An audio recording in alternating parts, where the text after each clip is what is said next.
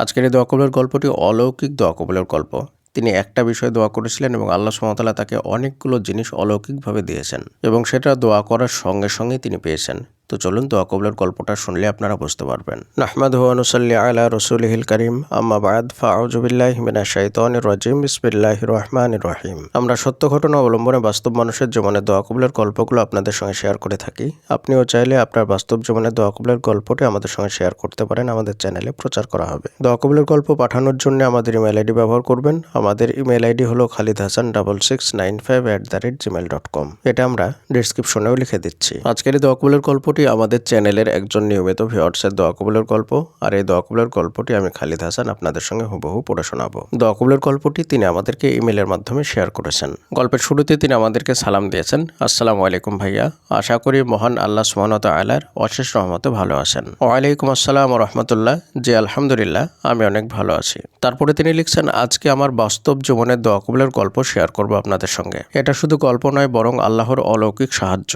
আমি গ্রামে থাকি আর পড়ালেখার পাশাপাশি মাঝে মধ্যে একটু বিজনেস করি, যেটা অনলাইনে বিজনেস। তো এক ভাই কিছু পণ্য অর্ডার করেছিল, অর্ডারটা কনফার্ম করতে গ্রাম থেকে শহরে যায় সকালে। সেখানে গিয়ে কাস্টমারকে ফোন দেই, বাট ফোনে পাওয়া যাচ্ছে না, বারবার সুইচ অফ বলছিল। দেখতে দেখতে সকাল গড়িয়ে দুপুর হয়ে যায়, জোহরের আজান দিয়ে দেয়।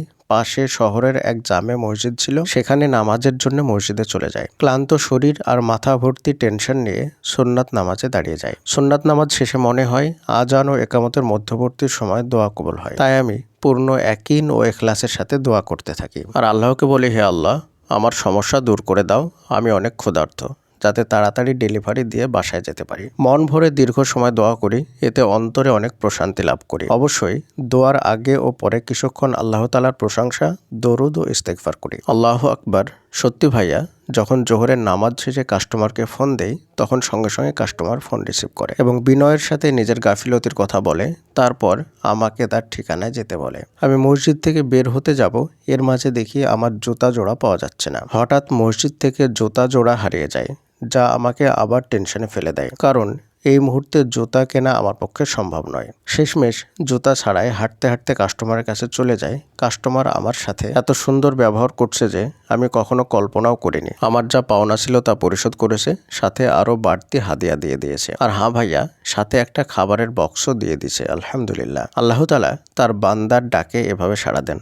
আল্লাহু আকবার। ভাইয়া, যেখানে আমার উদ্দেশ্য ছিল শুধু পণ্য ডেলিভারি দেওয়া, সেখানে আল্লাহ তাআলা আমাকে খাবার এবং জুতার ব্যবস্থা করে দিয়েছেন। আল্লাহ তাআলার যতই শুকর আদায় করি না কেন, তবুও কম হয়ে যাবে। আল্লাহ তাআলা বান্দার এত কাছে, আলহামদুলিল্লাহ। তো ভাইয়া, এই ছিল আমার বাস্তব দোয়া কবুলের গল্প।